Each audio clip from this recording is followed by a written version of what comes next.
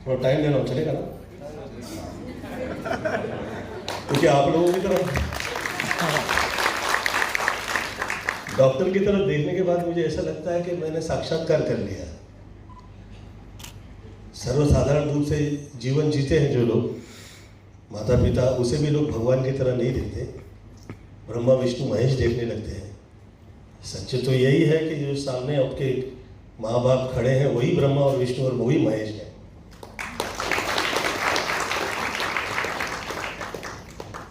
तो मैं छोटा था 7 साल का, 7 साल की एज में इंजेक्शन ले लेके ये मेरे ये हाथ यहाँ से और यहाँ से और ये कमर यहाँ से और यहाँ से, शरीर में जगह ही नहीं थी, सभी नीला पड़ गया था, स्वप्निल, आप समझ रहे हैं, ये पूरा शरीर नीला पड़ गया था इंजेक्शन ले लेके। डॉक्टर जगह ढूंढ रहे थे कि और इंजेक्शन कहाँ ठोके थे। और मेरी तोतली आवाज़ निकलती थी तभी, और मुझे अच्छे से याद है क्योंकि मैं दूसरे लोगों की कॉपी करने लगता हूँ तो कर पाता हूँ, तो अपनी तो कर ही पाऊंगा ना।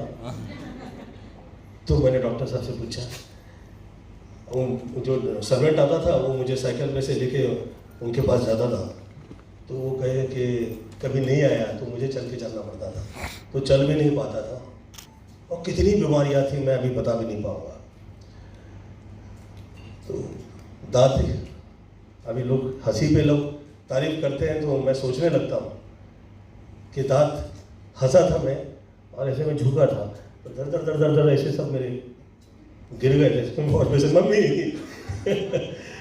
ये आईब्रो मेरी नीचे गिरी हुई थी,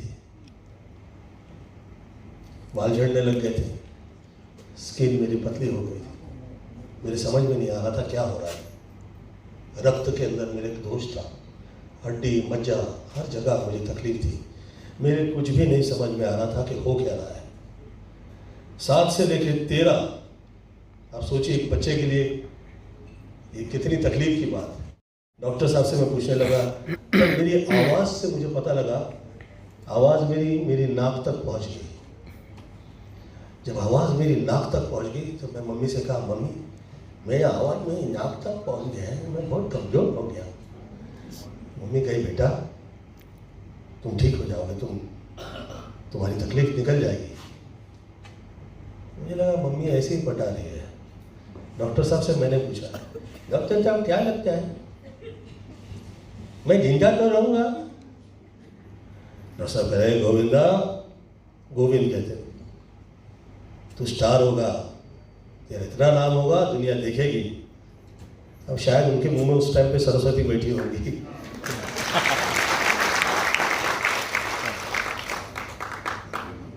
थर्टीन की एज में एक फकीर साहब आए, मुस्लिम चाल थी तो पानी मांग रहे थे, लोग उन्हें पानी नहीं दे रहे थे क्योंकि रोजे का वक्त था। मुझे उनकी आवाज़ में बहुत सुरूर लगा, मैंने सोचा वाह वाह वाह वाह, क्या फकीरी आवाज़ है इस आदमी की, पक्का ये भिखारी नहीं हो सकता, ज़रूर इसमें कुछ ऐसा इल्म है जो इनकी आवाज़ में तब्दील हो गया है, क्योंकि आवाज़ का दुख मैंने भोगा था। वो पानी मांग रहे थे, मैं खाना भी लेके साथ में पहुंच गया। उन्होंने मुझ पर दुआ पड़ी, पूरी चाल इधर उधर भाग गई, डर गए लोग, और मैं वहीं खड़ा रहा। पीछे था और कहा पीछे पलट के देखिए गोविंदा। वो वहां से गए और उसके बाद 14 साल से 21 साल तक मुझे रोज किसी न किसी रूप में कहीं साधु संत पीर फकीर मुझे ही मिला करते थे, और मेरी मम्मी मेरी सेवा, हाथों से उनकी सेवा भी कराती थी, और मुझे करना भी पड़ता था जबकि मेरा बिल्कुल भी दिल नहीं होता था। मुझे लगता था ये सब झूठ है, फरेब है, धोखा है, मेरा विश्वास नहीं था पूजा पाठ में। एक साधु महात्मा थे स्वप्निल, मुझे उनके पाँव दबाने के लिए भेज दिया मम्मी ने जंगल में। सुबह 6 बजे से पाँव दबा रहा हूँ उनके, 11 सवा 11 बज गए, साला मेरे को रोकते ही नहीं है। मैं गुस्सा खा गया, मैंने लेके उनके खोपड़ी में मारा, खून निकल आया। तुमने मेरे सर पे इतनी जोर से मारा? कहा मैं मासूम बच्चा हूं, सुबह से पाँव दबा रहा हूं, तुम साधु हो गए, तुम मुझे रोकते भी नहीं हो, तुम कैसे आदमी हो? हंसने लग गया वो, बजाय इसके कि मुझ पर गुस्सा करे। बोला आज तेरे सारे तकलीफ निकाल दूंगा, तेरे सारे कष्ट, तेरी बाधा निकाल दूंगा। मुझे लगा मेरी वाट लगाएगा यार, इसको मैंने मारा अभी। तो मैं डर के मारे मम्मी का, मम्मी मम्मी उस पर विश्वास नहीं कीजिएगा, मैंने मारा है साले को। तो मम्मी कही चीची तुमने बहुत गलत किया है, मुझे माफी मांगना पाँव छू के। निर्मला तुम्हारा ये बेटा किसी पे विश्वास नहीं करता है। बहुत दुख बहुत तकलीफ देख के लोगों का विश्वास कहीं से निकल ही जाता है, इसका विश्वास निकल गया है। आज हम इसको ऐसी दवाई देंगे कि इसका मिर्गी का बीमारी निकल जाएगा।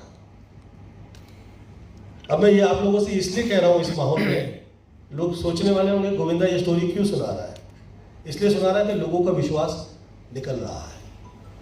कोविड टाइम में लोग मंदिर मस्जिदों तक नहीं पहुंच पाए, उन्हें लगता है कि बीमारी ऐसी खतरनाक होती है कि भगवान भी उसे सही नहीं कर पाएंगे।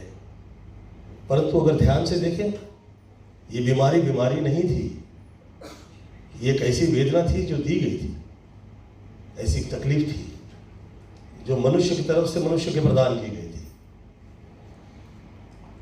तो आप उसको देवता से कभी नहीं जोड़ पाएंगे। बहरहाल वो फकीर ने मुझे एक बीड़ी बना के दिया तंबाकू में। मैं कहा ये कैसी बीमारी का इलाज है यार, मेरे समझ में नहीं आ रहा है। गोविंद शरीर में ताल कहाँ कहाँ है? मैं कहा कहाँ है? अरे यहाँ ताल है, ये माथे पे जहाँ भाग्य लिखा है वहाँ ताल है, यहाँ मुंह में जो है जवान के पीछे का जो ऊपर कौवा है ना, कौवा, उसके पीछे जो जगह है उसे ताल कहते हैं। तुम्हारे हृदय में जो चल रही है वो ऐसे नहीं चल रही है, वो ताल है। जिस वक्त हाथ से जोड़ोगे और बजाओगे ना, तो तुम देखोगे कि ये जो ताली की आवाज निकलती है, ये ताली क्यों कहलाती है? ये पांव के तलवे, ये तलवे क्यों कहलाते हैं, ये तुम्हें नहीं पता चलेगा। ये सब ताल है। इस ताल में जुड़े हुए इस शरीर के अंदर मूल भाग्य से जो जुड़ा हुआ हिस्सा है, कराग्रे महासरस्वती, कर मध्य महालक्ष्मी, कर मूले गोविंदम। तुम्हारी अपने ही मूल से तुम्हारी मुलाकात तब तक नहीं होगी जिस वक्त तुम्हें विश्वास नहीं आएगा। कैसे विश्वास आएगा? बीड़ी कहा कि पहले मैं फूकूंगा फिर तुम फूकना। मैं कहा मम्मी विश्वास नहीं कीजिए इस पर। तो उन्होंने फीक फूकी और कहा कि आज से 34 साल बाद तुम्हें कोई तकलीफ होने वाली है, मैं आज उसे निकाल के जा रहा हूं।